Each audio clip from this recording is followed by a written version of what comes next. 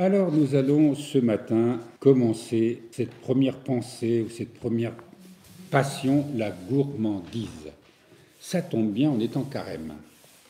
Alors ce chapitre, il est en deux parties. Il y a la gourmandise en tant que telle, et puis la deuxième partie, elle est consacrée comment guérir de cette gourmandise. On va, pour comprendre un petit peu ce qui se passe, parce que vous savez que tout commence déjà dans le Jardin d'Éden, tout commence avec cette tentation de l'arbre de la science du bien et du mal. Si vous voulez, et vous le voulez, on va lire ce passage qui commence dans le début du livre de la Genèse, au chapitre 2. Donc, Adam vient d'être créé. Alors, il y a deux parties. Vous savez qu'il y a deux récits de la chute dans le livre de la Genèse. Donc, Yahvé, Dieu, prit l'homme et l'établit dans le jardin d'Éden pour le cultiver et le garder. Tu peux manger de tous les arbres du jardin, mais de l'arbre de la connaissance du bien et du mal, tu ne mangeras pas, car le jour où tu en mangeras, tu deviendras passible de mort. Yahvé, Dieu dit, il n'est pas bon que l'homme soit seul, il faut que je lui fasse une aide qui lui soit assortie. Yahvé, Dieu, modela encore du sol toutes les bêtes sauvages et tous les oiseaux du ciel, les amena à l'homme pour voir comment celui-ci les appellerait. Chacun devait porter le nom que l'homme lui aurait donné. Petite précision, c'est que nommer, c'est connaître. Nous portons tous un nom, et c'est parce que nous portons ce nom ou ce prénom que nous savons de qui on parle. Ça signifie « je connais cette personne ». Mais alors, évidemment, c'est plus dans la relation sociale. L'homme donc donna des noms à tous les bestiaux, aux oiseaux du ciel et à toutes les bêtes sauvages, mais pour un homme, il ne trouva pas l'aide qui lui fut assortie. Alors Yahvé Dieu fit tomber une torpeur sur l'homme qui s'endormit. Il prit une de ses côtes et referma la chair à sa place. Puis de la côte qu'il avait tirée de l'homme, Yahvé façonna une femme et la mena à l'homme. Alors celui-ci s'écria, « Pour le coup, c'est l'os de mes os et la chair de ma chair. Celle-ci sera appelée femme, car elle fut tirée de l'homme, celle-ci. C'est pourquoi l'homme quitta son père et sa mère et s'attache à sa femme, et ils deviennent une seule chair. Or, tous deux étaient nus, l'homme et sa femme, et ils n'avaient pas honte l'un devant l'autre. Le serpent était le plus rusé de tous les animaux des champs que Yahvé avait fait. Il dit à la femme, « Alors, Dieu a dit, vous ne mangerez pas de tous les arbres du jardin ?» La femme répondit au serpent, « Nous ne pouvons pas manger du fruit des arbres du jardin, mais du fruit de l'arbre qui est au milieu du jardin, Dieu a dit, vous n'en mangerez pas, vous n'y toucherez pas, sous peine de mort. » Le serpent répliqua à la femme, « Mais pas du tout. » Le « mais », c'est moi qui l'ajoute. Pas du tout, vous ne mourrez pas. Mais Dieu sait que le jour où vous en mangerez, vos yeux s'ouvriront et vous serez comme des dieux qui connaissent le bien et le mal. La femme vit que l'arbre était bon à manger et séduisant à voir, et qu'il était, cet arbre, désirable pour acquérir le discernement. Elle prit de son fruit et mangea. Elle en donna aussi à son mari qui était avec elle, et il mangea. Alors leurs yeux à tous deux s'ouvrirent, ils connurent qu'ils étaient nus, ils cousirent des feuilles de figuier et se firent des pagnes. On va s'arrêter là.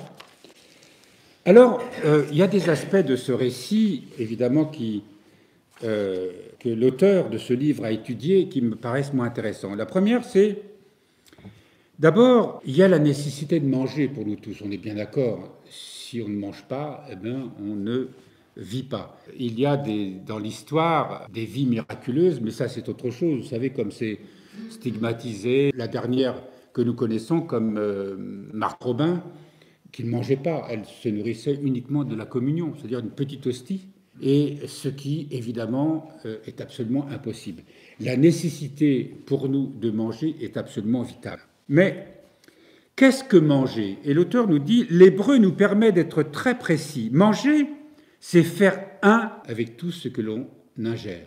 C'est-à-dire la nourriture que nous mangeons, qui n'est pas seulement quelque chose qui est là, utilitaire. Vous savez, comme quand on va à la station-service, hein, on remplit le réservoir, quoi. C'est ce qui va pouvoir faire tourner la machine.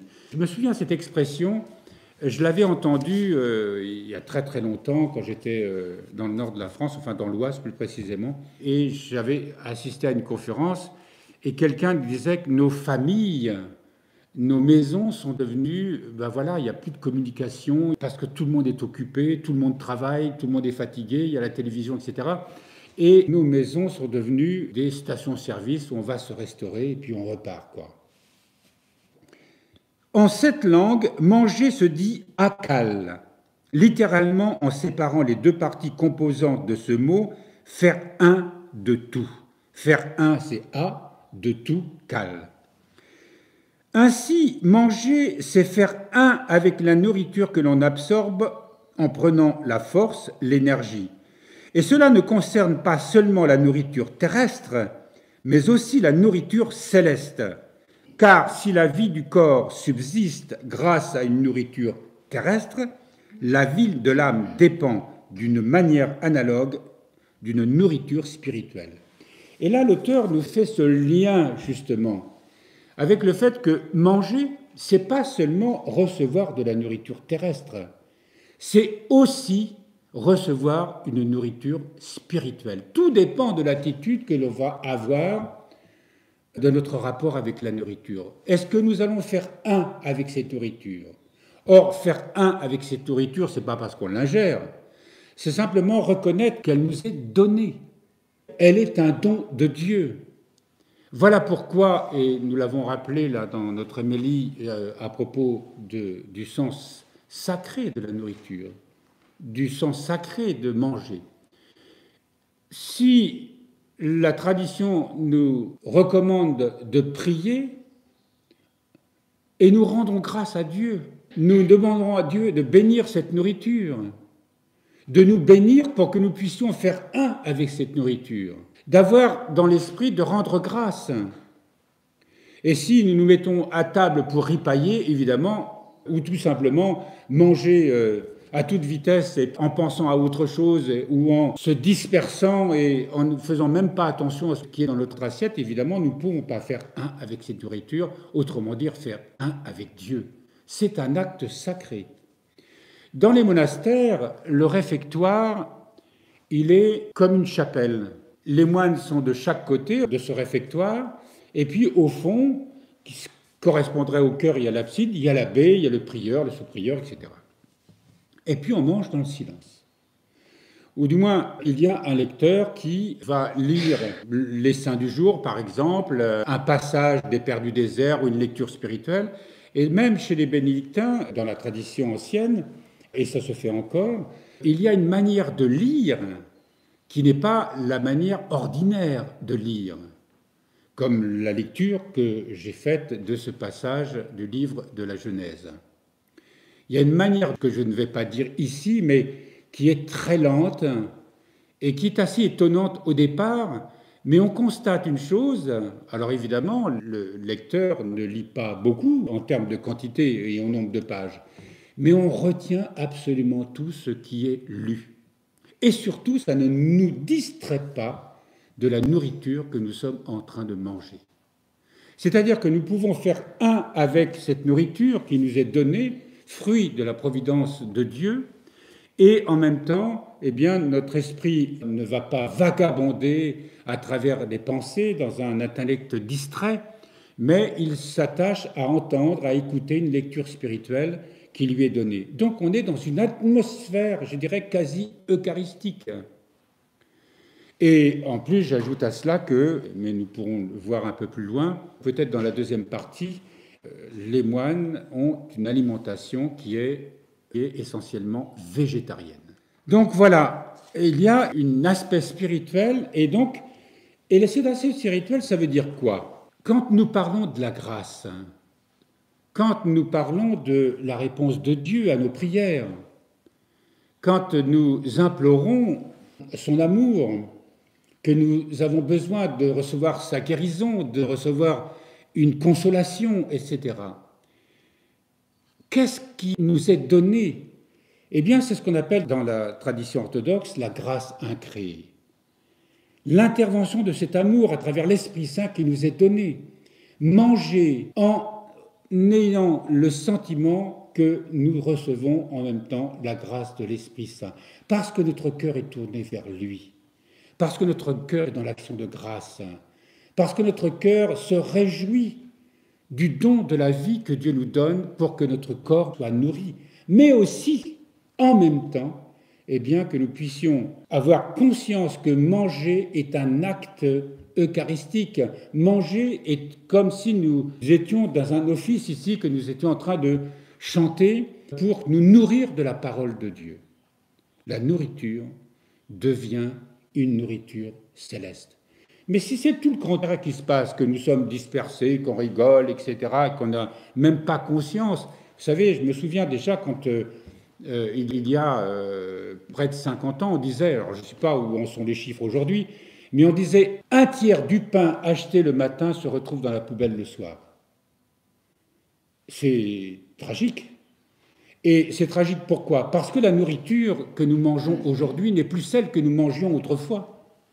Moi, je suis d'une génération vivant à la campagne, le pain était encore du pain. Vous savez, ces gros pains qu'on tranchait avec une grande lame qu'on mettait dans un tiroir et on mangeait le pain, on ne jetait jamais le pain.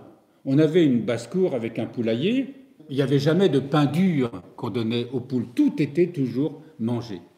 Et nous, les enfants, on recevait cette éducation où le pain, on ne le mettait pas sur le dos, par exemple. Vous savez, on le mettait toujours à plat. Pourquoi? Parce qu'on nous enseignait que la nourriture est sacrée. Pourquoi? Parce qu'on la gagnait à la sueur du front, parce que j'étais dans une famille qui était pauvre. Et puis, on signait le pain avant de le manger. C'est important, ce rapport à la nourriture. Vous voyez dans ce qu'on appelle aujourd'hui, des paysans à appeler cette fameuse formule qui est devenue célèbre, quand ils parlent de la malbouffe. Eh bien, oui, nous sommes dans un monde où la nourriture industrialisée que nous allons acheter au supermarché, qui est vendue sous plastique ou sous blister, mais c'est une nourriture qui n'est plus naturelle. Et on n'a plus le respect de cette nourriture. Il nous faut retrouver cela. Nous mangions, quand j'étais jeune, nous mangions les fruits du jardin. Et de toute mon enfance, j'ai travaillé tout le temps au jardin. Parce que mon père, quand il revenait de son travail, où il avait un attelage de chevaux et qu'il travaillait dans les champs, eh bien, il allait au jardin. Et nous, les enfants, il fallait sarcler, il fallait biner, et même quand j'étais un peu plus grand, je bêchais. C'était pour nous absolument naturel. Donc, il y avait ce sens du respect de la vie, parce que ce qu'on mangeait, eh bien, on le mangeait à la sueur de son front. Et c'était vraiment, pour moi, vraiment une grâce extraordinaire. Aujourd'hui, dans les cités, il y a des jeunes qui ne savent pas encore que le lait, ça vient. Alors évidemment, à la télévision et tout ça, on sait bien que le lait vient des vaches, mais il y a plein de notions qui sont complètement déconnectées et on est dans un monde de plus en plus virtuel. Ça ne va pas s'arranger. Voilà, donc il n'y a plus ce respect de la nourriture. Or, c'est très important parce que quand on va parler de la gourmandise, si on n'a pas ce respect-là, on va tomber dans la gourmandise. Le triple précepte. Au paradis, Dieu délimite de manière très claire ce qu'Adam et Ève peuvent manger pour leur vie et leur croissance. De tout arbre du jardin, donc c'est la citation de Genèse 2, 16, 17, de tout arbre du jardin tu prendras ta nourriture, mais de l'arbre de la connaissance du bien et du mal vous ne mangerez pas. Par ce commandement, Dieu donne à Adam un triple précepte. De tout arbre, tu peux manger de la nourriture que tu trouves dans le paradis. Elle est bonne à manger. Tu prendras ta nourriture, c'est une nécessité vitale pour toi. Tu ne peux pas vivre sans l'apport extérieur à toi de la nourriture. Mais de l'arbre de la connaissance du bien et du mal, vous ne mangerez pas, ni toi, ni Ève. Alors ça, c'est l'auteur qui l'ajoute. Je mets une limite absolument à votre désir, une seule, un seul arbre vous est interdit. L'interdit de l'arbre de la connaissance du bien et du mal, comme nous l'avons vu dans l'introduction de ce livre, se comprend comme une limite fondamentale posée par Dieu à l'être humain. Elle est un rappel constant de la place de la créature face à son Créateur. Et saint Augustin l'affirme très clairement, il fallait que l'homme reçût un commandement, sinon il n'aurait pas pensé ni compris qu'il y avait un Seigneur au-dessus de lui. L'interdit nous aide à contenir notre désir naturel et très puissant, d'accéder à tout prix à une expérience humaine de plénitude, mais également à renoncer à celui d'acquérir une connaissance égale à celle de Dieu, de devenir comme des dieux, ce que le serpent dit à Ève dans Genèse 3, 5.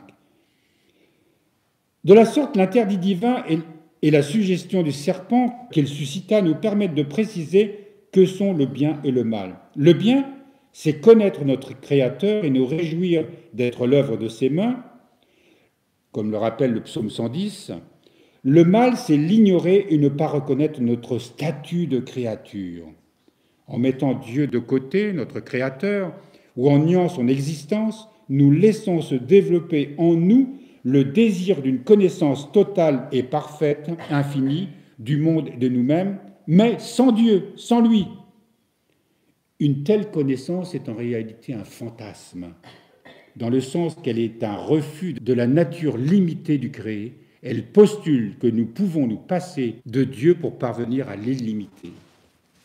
Alors, nous le voyons, toute la réalité de la vie spirituelle, sans ce lien avec Dieu, sans avoir cette conscience que nous sommes une créature créée, donc limitée, et que cette omniscience n'appartient qu'à Dieu, cette toute-puissance n'appartient qu'à Dieu, cette omniprésence de Dieu n'appartient qu'à Dieu. L'homme ne peut pas prétendre à cela, mais pourtant, c'est ce que le serpent suggère à Ève, et en disant, mais si vous mangez de cet arbre de la connaissance du bien et du mal, eh bien, vous serez tout puissant.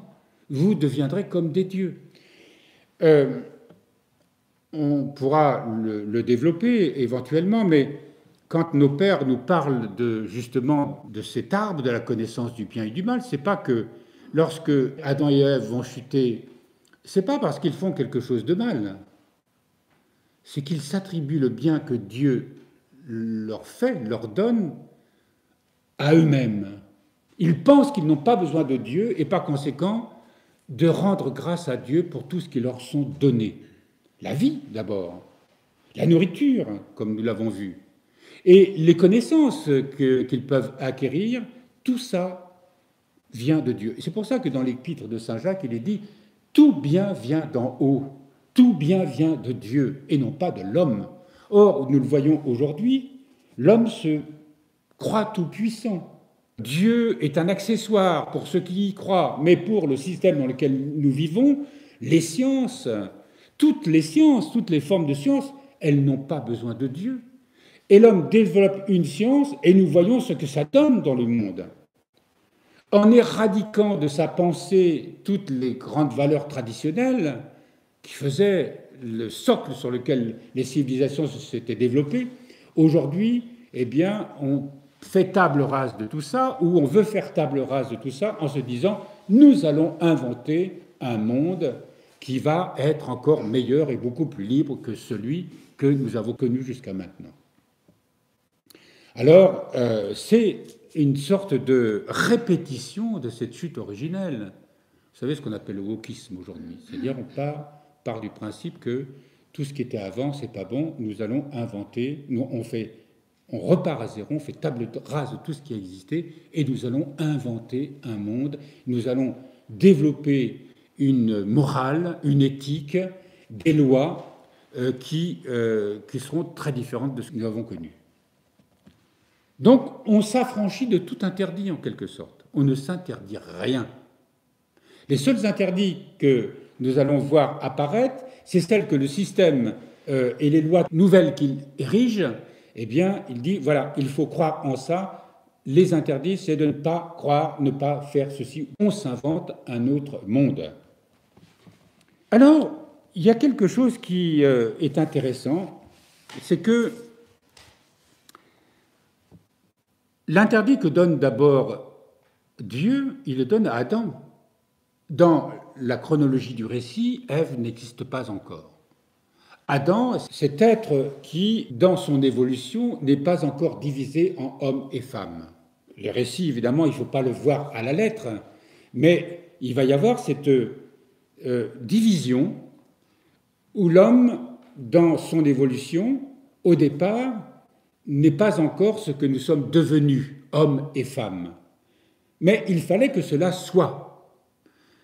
Et il y a cette... alors le récit parle du côté, de la côte, peu importe, il y a des interprétations, ou du moins des explications, mais qui montrent bien que la femme n'est pas une sous-espèce née de l'homme, mais bien de, quand il dit « elle est l'os de mes os et la chair de ma chair », ou les os de mes os et la chair de ma chair, c'est que vraiment ils sont absolument identiques, sauf avec cette particularité que l'homme est homme et que la femme est femme et qu'ils sont complémentaires. Il y a cette relation, une sorte de dualité qui se cherchera d'ailleurs et que nous connaissons bien. Nous sommes des êtres très différents, mais absolument indispensables dans cette complémentarité ou l'altérité, pour donner un terme plus précis, cette recherche d'altérité qui fait qu'ils doivent être vraiment un. Et alors, le commandement de manger de tout arbre du paradis est suivi dans le texte hébraïque, mais qui n'est pas représenté là, que nous n'avons pas entendu, dans Genèse 2,16. Je vais quand même le relire pour que nous puissions nous remettre dans le contexte. Dieu fit à l'homme ce commandement, tu peux manger de tous les arbres du paradis, mais de l'arbre de la connaissance du bien et du mal, tu ne mangeras pas, car le jour où tu en mangeras, tu deviendras passible de mort. Et le commandement de manger de tout arbre est suivi dans le texte hébraïque de 2 mots pour dire. C'est-à-dire, pour qu'Adam le dise à Ève. Certes, Adam l'a fait, mais de manière incomplète, ou du moins imprécise, comme nous allons le constater.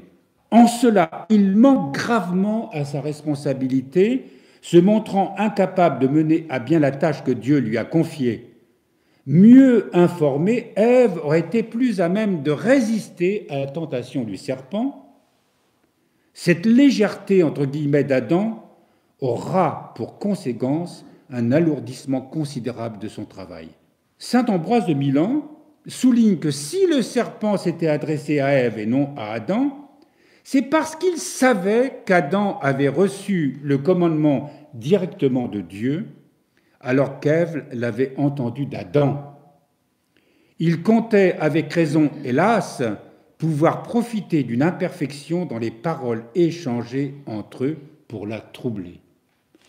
Alors ça, c'est intéressant, ça, parce que ça veut dire que dans ce couple Adam et Ève, dans cette complémentarité, il y a évidemment toute l'évolution ne peut pas se faire sans cet échange, sans cette compréhension mutuelle.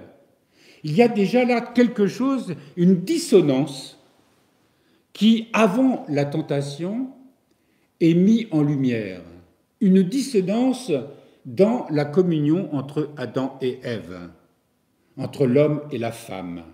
Ce que rappelle saint Ambroise de Milan, c'est quand même un des pères d'Occident très, très anciens, des premiers siècles. Il souligne cet aspect-là aussi, qui n'est pas souvent mis en lumière. Je le découvre à travers la méditation de ce livre. Et on le voit un peu plus loin, parce que Ève, quand elle va être séduite par le serpent, on se rend compte que la manière dont elle décrit les arbres du jardin, c'est quelque chose de pas très précis. Elle se trompe même. Elle ne ment pas. Mais la façon dont le diable, et c'est le serpent, s'adresse à elle, on va le voir dans la méditation suivante. Le serpent joue sur le désir d'infini, sur l'interdit qui en marque la limite. Il attire l'attention d'Ève sur les arbres du jardin et lui dit, de manière ambiguë, parce que lui il est toujours très ambigu, pourquoi Dieu a-t-il dit « Ne mangez pas de tout arbre dans le jardin » Il modifie ainsi les paroles que Dieu a dites à Adam, que seul l'arbre de la connaissance du bien et du mal lui est interdit. Parce que là, le diable dit « Pourquoi Dieu a-t-il dit « Ne mangez pas de tout arbre dans le jardin » Il pose une question. Comme nous l'avons entendu, seul l'arbre de la connaissance du bien et du mal lui est interdit.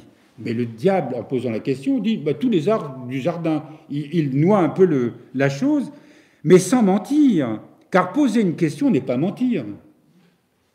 Ève lui répond en reprenant les paroles qu'elle a reçues d'Adam. Les paroles qu'elle a reçues d'Adam. De tout arbre du jardin, tu prendras ta nourriture, mais de l'arbre de la connaissance du bien et du mal, vous ne mangerez pas. Mais en les déformant deux fois, en effet, elle dit au serpent, du fruit des arbres du jardin, nous mangerons, mais du fruit de l'arbre qui est au milieu du jardin, Dieu a dit, vous n'en mangerez pas et ne le touchez pas, de peur que vous ne mouriez. Alors, d'abord, elle place l'arbre de la connaissance du bien et du mal au milieu du jardin, ce qui n'est pas vrai, puisque le seul arbre qui est au milieu du jardin, c'est l'arbre de vie. De tous les arbres du jardin, il pouvait manger, de l'arbre de vie, évidemment, puisque l'arbre de vie, nous le savons, c'est cette communion avec Dieu. C'est cette nourriture divine que nous évoquions tout à l'heure quand on parlait de la nourriture et la manière dont nous allions prendre la nourriture. Elle place cet arbre de la connaissance du bien et du mal au milieu du jardin, ce qui montre bien, l'auteur nous le dit, que déjà elle le convoite dans son cœur, elle le trouve agréable. La première déformation consiste à situer l'arbre de la connaissance du bien et du mal au milieu du jardin, alors que, comme nous l'avons vu dans l'introduction de ce livre, c'est l'arbre de vie qui s'y trouve. C'est ce qui est précisé dans le livre de la Genèse, au chapitre 2, verset 9. Au milieu, je reprends, Yahvé, Dieu, planta un jardin en Éden, à l'Orient, et il mit l'homme qu'il avait modelé. Yahvé, Dieu, fit pousser du sol toute espèce d'arbres séduisants à voir et bons à manger, et l'arbre de vie au milieu du jardin. Et l'arbre de la connaissance du bien et du mal, mais celui-là, on ne dit pas où il est. Mais ce qui est central, c'est l'arbre de vie. Mais Ève, dans sa conversation avec le serpent, elle place cet arbre au milieu du jardin, comme si c'était l'arbre le plus important. Mais il était important parce qu'il ne fallait pas y toucher, non pas parce qu'il était important à manger. Et l'auteur dit, mais c'est parce que Ève est dans la relation avec Adam, il s'agit dans ce rapport entre l'homme et la femme où il y a déjà cette dissonance. Adam, dans sa relation avec Ève, et dans cette vision qu'ils avaient finalement l'un et l'autre, de l'importance de bien placer cet arbre de vie au milieu du jardin, et pas du tout cet arbre de la connaissance du bien et du mal. Ève ne semble pas mesurer l'importance de cette imprécision, comme si l'interdit divin prenait subrepticement la place centrale du don de la vie. La seconde déformation consiste à ajouter l'interdiction de manger, celle de toucher, ce qui n'est pas dit dans les... Elle pense, elle, que même le toucher, cet arbre de la connaissance du bien et du mal. Profitant de cette inexactitude, le serpent lui assure que manger de cet arbre n'entraînera pas la mort, contrairement à ce que Dieu a dit à Adam. Alors, il y a les rabbins dans les premiers siècles qui ont évidemment étudié cela. Et pour prouver ces dires, commente Rabbi Iya, c'est un rabbin qui a vécu entre le 2e et le 3e siècle. Il dit, en fait, le serpent saisit Ève, la bouscule contre l'arbre, lui fait toucher l'arbre. Et il lui dit, tu vois bien, t'es pas morte. Il t'a indiqué que si tu touchais cet arbre, même y toucher, ça provoquait la mort. Eh bien, tu vois bien que tu n'es pas morte. Donc, si tu n'es pas morte en la touchant, donc en le mangeant, tu ne mourras pas non plus. Alors, évidemment, ce sont des études, mais c'est quand même intéressant. Alors, l'argument du serpent, lui, est de dire à Ève que, évidemment, quand vous allez manger ça, eh bien, vous serez comme des dieux. Il éveille en elle le désir illusoire d'être égal à Dieu. Il fonde son argument sur le fait que Dieu créa Adam et Ève à son image, c'est-à-dire revêtus de toutes les prérogatives de leur modèle, et il insinue que Dieu ne leur a pas tout dit. qu'il a ouï de dire qu'en mangeant de ce fruit, ils allaient devenir semblables à lui. Et c'est vrai qu'on voit dans le monde dans lequel nous sommes que les hommes n'ont pas besoin de Dieu. Et que l'homme peut se considérer comme tout-puissant. C'est toujours cette même tentation. Donc, on notera que la première tentation du serpent touche à la nourriture. Il n'est donc pas étonnant que les pères aient considéré quel est le premier aspect de l'ascèse. Il y a toute cette relation, pas seulement à la nourriture, à tout ce qui nous entoure.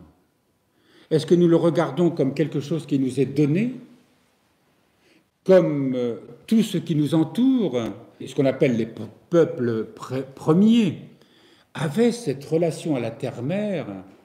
Vous vous souvenez, je rappelais cette tribu africaine qui, lorsqu'elle partait à la chasse, et donc il y avait tout un rituel pour préparer les flèches, pour préparer les armes, pour que les hommes se sanctifient, se remplissent de force, et ils allaient traquer pendant plusieurs jours l'animal qu'ils allaient tuer, et au moment où ils le tuaient, ils avaient cette prière pour délivrer l'âme de l'animal. Vous vous rendez compte le rapport à la vie?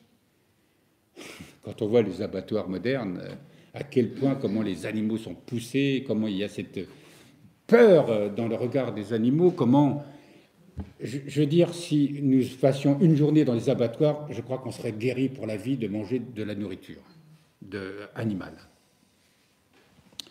Et donc, il y a ce retour à travers ce texte biblique et à travers cette tentation, eh bien, de revenir à ce que nous avons perdu.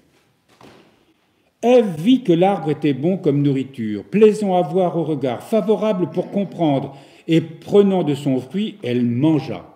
Et on voit bien qu'elle fait un acte personnel. Elle ne s'adresse pas à Adam, en disant « Qu'est-ce que tu en penses ?» On voit cette dissonance qu'il y a déjà entre les deux. Alors on pourrait disserter à perte de vue là-dessus, mais il y a quand même cet aspect, moi, qui me paraît important et que l'auteur a souligné. Cet lien entre Adam et Ève qui font que ils auraient pu se dire, alors on va discerner ensemble. Qu'est-ce que tu en penses? Ève mange. Elle mange parce que dans leur relation, alors évidemment c'est écrit de cette manière, il ne faut pas prendre des choses à la lettre, il ne lui a pas donné toutes les informations, lui-même n'a pas pris conscience de l'importance de partager ces informations, de ce que Dieu avait mis dans son cœur, de ce que Dieu lui avait dit. Dans le récit qui est donné, on voit bien que Ève, ce qu'elle dit de cet arbre, de la connaissance du bien et du mal, ce qu'elle dit de l'arbre de vie, ce qu'elle dit en tout cas de tous les arbres du paradis, eh bien, on voit que elle déforme et elle n'en a en tout cas pas la même vision. Alors, on va prendre cette dissonance entre les deux que le serpent va exploiter. Et il va séduire Ève par ses arguments en disant « mais tu sais, mais attendez, ouvrez les yeux là, vous n'êtes plus des enfants quand même, hein ?» Elle mange, elle goûte et se dit « waouh, c'est super bon.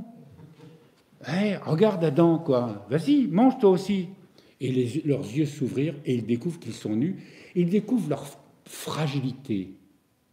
Ce qui paraissait comme naturel, eh bien soudain, ils éprouvent le besoin de se cacher, sexuellement parlant, parce que là, il s'agit d'une nudité au sens sexuel, ils cachent leur sexe, nous rapporte Élia, ils tombent là dans ce qu'on appelle la concupiscence. En fait, c'est toute leur nature qui autrefois était pure, puisqu'ils étaient reliés à Dieu, était pure, innocent en quelque sorte, lumineux. Tout devient finalement, cette chute dans le péché va leur montrer que finalement, même ce qui était dans la relation sexuelle va devenir, comme va le montrer toutes ces conséquences de cette chute originelle, eh bien, notre rapport les uns avec les autres, notre rapport à la vie en général, eh bien, va être dans la possession de l'autre, dans la possession des biens, dans la possession de la connaissance, etc., etc. Voilà pourquoi que soudain, ils découvrent qu'ils deviennent finalement impurs. Et c'est tragique. Alors évidemment, tout ça est un raccourci de l'histoire, c'est très symbolique, mais cet arbre de la connaissance du bien et du mal, ils vont faire l'expérience de ce que les biens et le mal à travers la souffrance, à travers l'expérience, le discernement qui leur était donné à travers cette relation avec Dieu, se séparant de Dieu, ils allaient faire l'expérience dans la matière, dans leur chair, dans leur être, de ce que c'est d'être coupé de Dieu et de faire l'expérience du mal dans leur vie. Et c'est en faisant l'expérience de ce mal qu'ils vont prendre conscience peut-être de l'importance de ce qu'ils ont perdu. Donc elle voit qu'il est bon à manger. Et l'auteur nous dit, bien sûr, qu'est-ce à dire elle vit? D'abord, elle avait vu cet arbre, mais à ce moment-là, elle se dit, mais oui, cet arbre, il a l'air bon, elle le regarde d'une autre manière.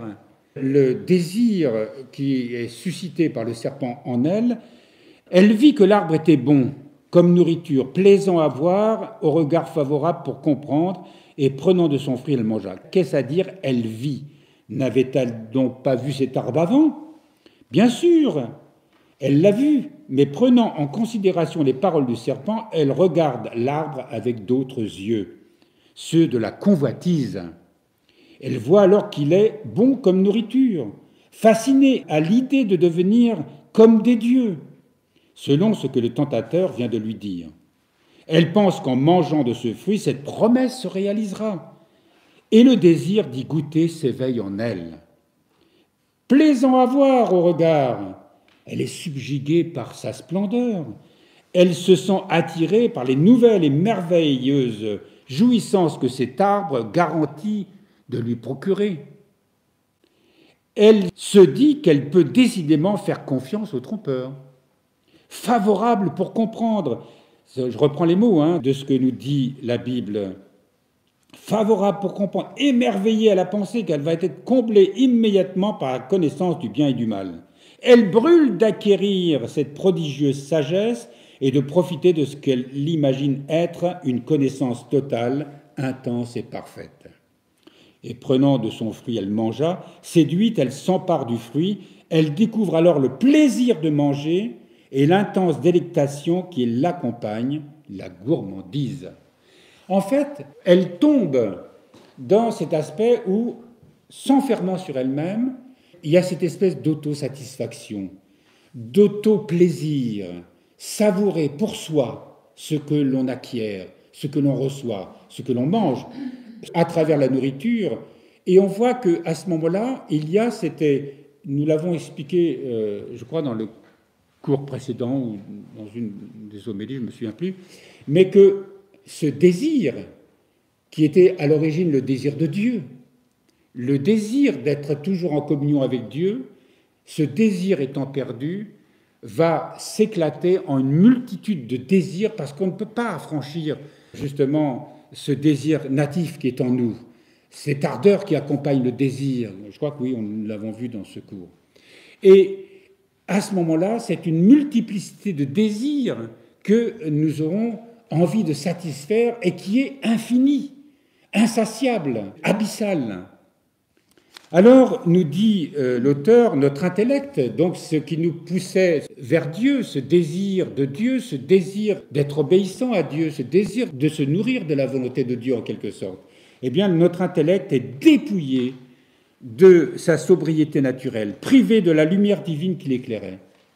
Il s'obscurcit et perd son rôle naturel de pilote, c'est-à-dire, comme l'explique très exactement Évagre le Pontique, sa capacité à recevoir l'état recherché, l'état de la prière, et la perdant, il devient gourmand des choses de ce monde.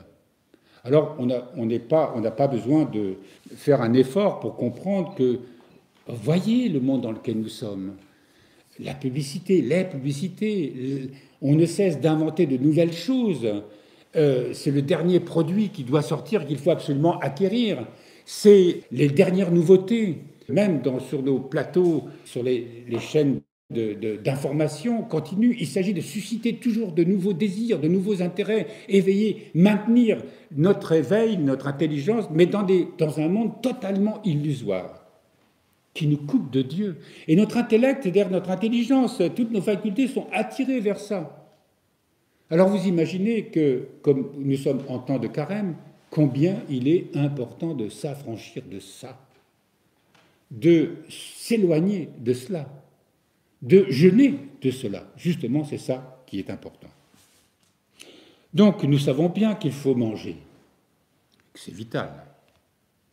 Saint Jean Chrysostome dit que l'usage modéré des aliments est très utile à la santé du corps et à l'équilibre de l'âme, mais à l'opposé, l'excès dans le manger et le boire brise l'énergie du corps et détruit la santé de l'âme.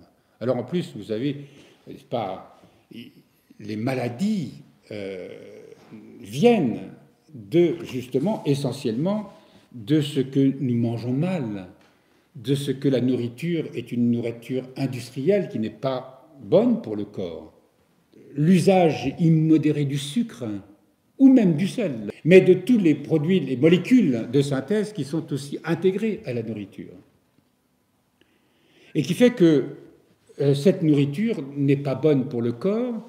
Comme nous achetons cette nourriture, nous ne nous rendons pas compte que cette nourriture n'est plus vraiment celle que la terre nous donne.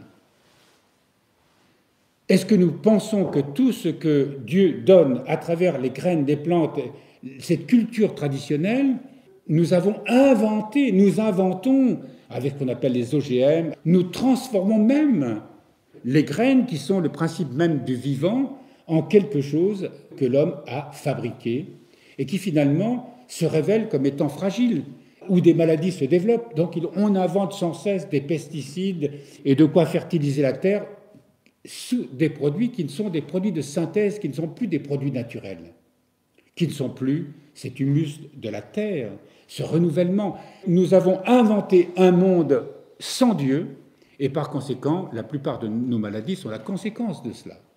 Alors, il y a les maladies du corps, mais aussi les maladies de l'âme. C'est ce que nous sommes en train d'étudier, qu'on verra peu à peu. La nécessité de se nourrir nous fait quotidiennement penser à notre dépendance envers Dieu. Ce rappel renforce notre attention face au risque de négliger l'essentiel dans notre vie, en accordant plus d'importance à notre bien-être matériel qu'au commandement du Seigneur. Aimer Dieu et aimer son prochain. En nous laissant accaparer par des préoccupations liées à la santé du corps, perdant de vue qu'il est le temple du Saint-Esprit, comme le rappelle saint Paul dans la première épître aux Corinthiens au chapitre 6, verset 19, en nous laissant envahir par l'angoisse de manquer de quelque chose, oubliant que notre Père sait ce dont nous avons besoin. Ne nourrit-il pas même les oiseaux du ciel ? En nous laissant prendre de manière excessive par le plaisir que procure la nourriture, omettant l'unique nécessaire, en manquant au partage et à la générosité, ne tenant pas compte du fait que manger est une nécessité commune à tous les êtres vivants. Ce que veut dire l'auteur, c'est que, comme nous sommes coupés de cette relation naturelle avec Dieu, cette confiance que sa providence nous donnera toujours ce dont nous avons besoin, eh bien nous sommes préoccupés d'une manière excessive par notre santé. D'abord, c'est vrai, parce que nous sommes en moins bonne santé que l'étaient nos parents, nos grands-parents et nos arrière-grands-parents, quoi qu'on en dise. Même si la médecine, la science a fait des progrès, il nous a montré que, évidemment, vivre dans un environnement où la propreté est absolument nécessaire, mais nous dépensons une fortune pour nous soigner. Nous dépensons une fortune, nous sommes sans cesse chez le thérapeute, et pour ceci, et pour cela, etc. C'est fou, c'est que l'importance que nous accordons à notre corps. Nous avons une sorte de rapport à notre corps, à notre santé, qui va de pair justement avec cette perte de vue de ce rapport avec le vivant, de ce rapport avec Dieu, évidemment. L'auteur nous dit là que, puisque nous avons perdu ce sens de ce rapport avec la nourriture, eh bien, il y a des tas de conséquences qui font que nous sommes inquiets de notre santé, parce que nous sentons que nous ne sommes pas en phase dans ce rapport avec la nourriture. La bonne nourriture, j'entends. Nous sommes dans notre rapport aux choses, dans la recherche d'une certaine jouissance, de plaisir, puisque c'est prendre du plaisir à la vie, comme on dit communément. Il n'est pas interdit de prendre du plaisir, mais prendre du plaisir, c'est respecter la nourriture que nous recevons, rester, même les biens matériels, quels qu'ils soient, en rendant grâce. Ce n'est pas la même chose. Je me réjouis des dons de Dieu, je peux sentir qu'un repas est bon, et je me réjouis qu'il soit bon, et je me réjouis qu'il me nourrisse, mais dans un rapport avec Dieu où je lui rends grâce. Ce n'est pas la même chose. Sinon, je vais m'enfermer dans un univers où le seul rapport que j'ai aux choses, c'est le plaisir que je recherche et qu'il me donne. La gourmandise. La tentation de la gourmandise se manifeste de différentes manières, notamment lorsque nous observons en nous une tendance à avancer l'heure fixée pour les repas et à manger entre les repas. Vous savez, si on est gourmand, au lieu d'attendre le repas, oh tiens, j'ai une petite faim, je vais aller prendre quelque chose dans le frigo. Bref, vous savez, c'est ce qu'on appelle la boulimie, qui finissent par nous transformer en boules d'ailleurs. Nous nous rassasions de nourriture au-delà du nécessaire, quels que soient les aliments que nous mangeons, au lieu de se dire, tiens, le ventre plein, mais non, j'ai envie de dire, je vais reprendre un peu là. Et vous savez, quand on est invité, vous en reprendrez bien encore un peu, quoi.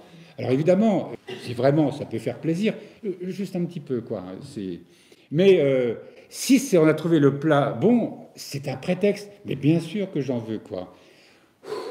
Bon, après on va faire une bonne sieste, parce que nous nous rassasions de nourriture au-delà du nécessaire, quels que soient les aliments que nous mangeons. Ça, on connaît tous ça, plus ou moins. Nous recherchons une jouissance liée à des mets toujours plus raffinés et succulents. Nous accordons un soin extrême et une importance disproportionnée à la préparation de nos repas. Alors, c'est différent de la maman, de la mère de famille qui a ce sens et qui prend du plaisir à faire un repas pour nourrir son mari ou pour nourrir ses enfants ou nourrir ses amis. Oui, ça c'est justifié. Après, il y a ceux qui se préparent en disant « qu'est-ce que je vais bien me taper la cloche après avec ça ». Nous nous hâtons de manger sans grand égard pour ce que nous absorbons. Ben oui, ça aussi, on bouffe. D'ailleurs, c'est à quelle heure la bouffe ? Vous savez, c'est rentré dans le langage, ça, on va bouffer. Et c'est symptomatique du rapport que nous avons à la nourriture. Nous mangeons en cachette alors qu'en public, nous mangeons avec modération. Il y a ceux qui jouent voilà, ça fait partie de ça, de ces espèces de mensonges par rapport à nous-mêmes, où on se dit, mais moi, vous savez, je suis et puis derrière, dans le tiroir, on cache des plaques de chocolat ou je ne sais pas quoi, quelle nourriture qu'on va manger entre les repas. Nous avons l'impression, tout en étant déjà rassasiés, d'avoir encore faim. Ça, c'est vraiment... j'en peux plus, mais c'est dommage que je ne puisse pas encore manger, quoi. Ayant beaucoup mangé, nous avons tendance à trop parler, car la langue prend vigueur grâce à l'abondance de nourriture, note saint Jean Climac. Vous me direz, que ce soit chez les hommes ou chez les femmes, il n'y a pas besoin d'avoir trop mangé pour trop parler.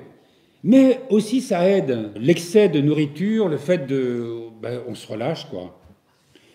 Nous faisons des réserves sans proportion avec nos besoins réels, par peur de manquer de nourriture en raison de l'annonce d'une famine, d'une épidémie ou d'une guerre, par exemple. Vous avez remarqué ? La gourmandise apparaît également en période de jeûne, lorsque nous avons de la peine à nous abstenir de nourriture, ce qui nous rend désagréables avec autrui et favorise la critique, le dénigrement, la méchanceté. Vous savez, quand on est... Alors, je jeûne, d'accord, parce qu'il faut jeûner, mais ça me met dans un état. Voilà. Et donc, mauvaise humeur, et alors on ne sait pas pourquoi, mais on en veut au monde entier de ne pas avoir la dose, l'addiction, parce que la nourriture est une addiction. Et nous sommes plus occupés à penser à ce que nous allons pouvoir manger après la fin du jeûne qu'à prier. Les conséquences, c'est le dernier paragraphe, les conséquences de la gourmandise. Lorsque nous mangeons sans discernement, notre corps en subit un dommage. Il perd peu à peu son équilibre et sa santé peut être mise en péril. Vous voyez aujourd'hui, aux États-Unis et maintenant en Europe, l'obésité. C'est un fléau national. Souvent en méprisant les petits désordres, comme le dit saint Dorothée de Gaza, que notre corps tombe malade. De plus, c'est ce qui nous importe ici, notre corps, appesanti par la multitude des mets, rend l'intellect faible et paresseux. C'est encore saint Diadoque de Phocité qui nous dit cela. Il est livré au trouble des pensées et rempli d'images impures. Il perd toute perspicacité et ne joue plus son rôle d'allié efficace dans le combat spirituel. Nos sens, alors, sont détournés des réalités célestes, se laissent facilement attirer vers ce qui est terrestre, vers les jouissances multiples que l'apôtre appelle les désirs de la chair. Ça, c'est dans Galates, l'épître aux Galates, au chapitre 5, verset 24. De sorte que le désir et le plaisir de manger, une fois exacerbés, prennent une place sans proportion avec le besoin de se nourrir. Chacun vénère ce qu'il aime, écrit saint Jérôme à Eustochium, qui est une de ses filles spirituelles. Cela éclaire les mots de l'apôtre, affirmant que ceux qui deviennent des esclaves de la nourriture, leur Dieu, c'est leur ventre. Voilà. Je vous remercie d'avoir assisté à ce cours et je vous invite samedi prochain à suivre la deuxième partie, comment guérir de la gourmandise.